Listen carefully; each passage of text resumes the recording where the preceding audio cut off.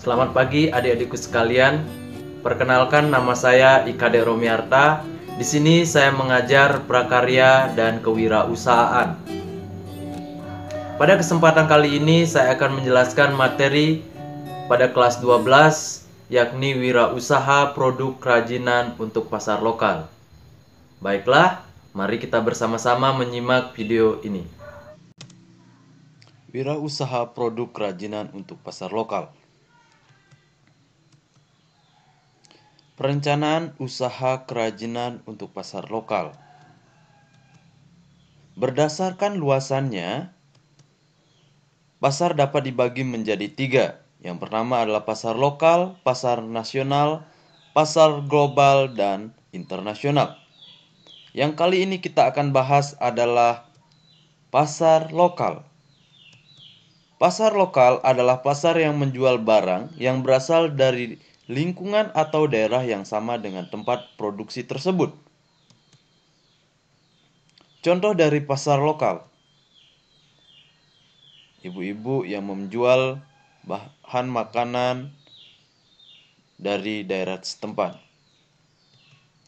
Selanjutnya ada contoh produk kerajinan dari daerah tersebut dan dijual di lingkungan tersebut.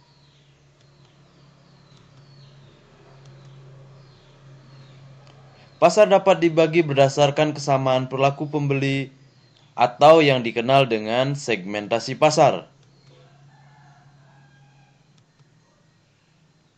Segmentasi pasar sasaran dapat dibedakan menjadi: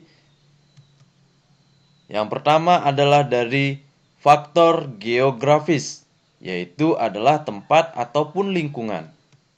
Yang kedua ada dari faktor demografis, yakni usia, gender, bangsa, etnis, pekerjaan, ataupun tingkat ekonomi.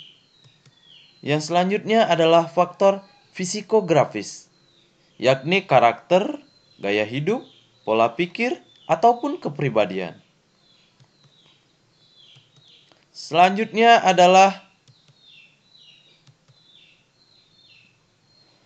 pasar sasaran yang berbeda memiliki kebutuhan serta keinginan serta selera yang berbeda pula. Hal ini dipengaruhi oleh kondisi lingkungan. Contohnya, daerah yang dingin membutuhkan apa kira-kira?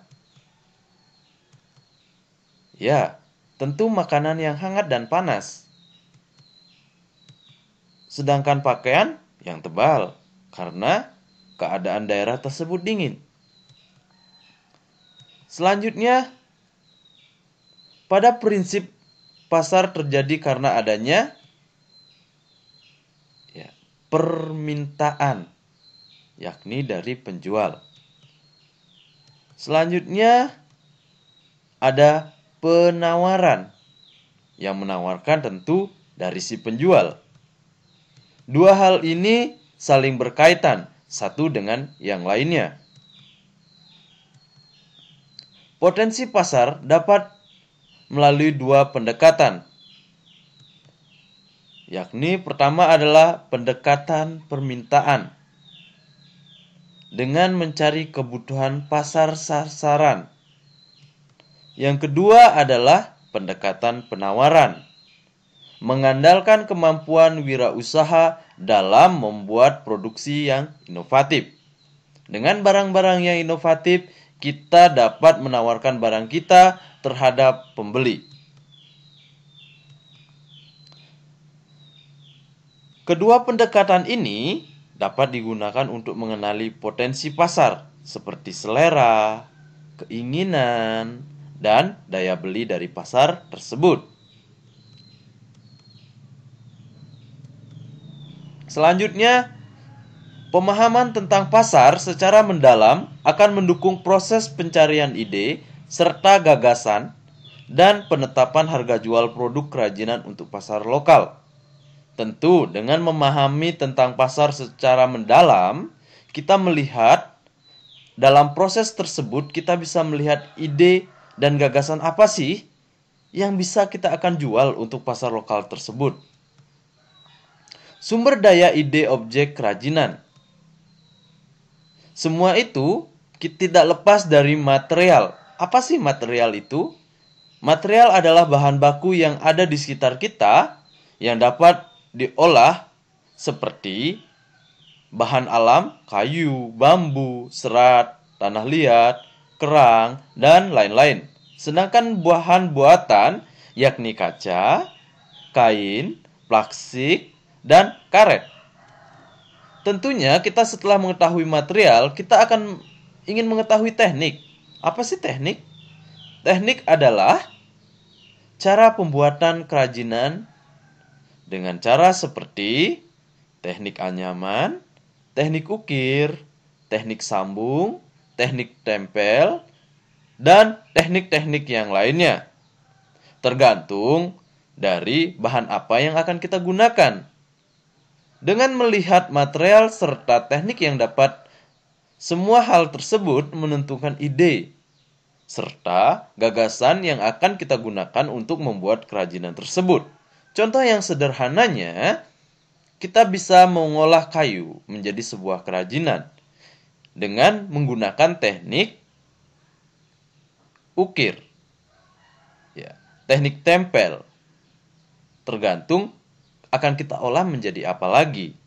Kalau kita mau memahat membentuk, tentu kita harus menggunakan teknik ukir.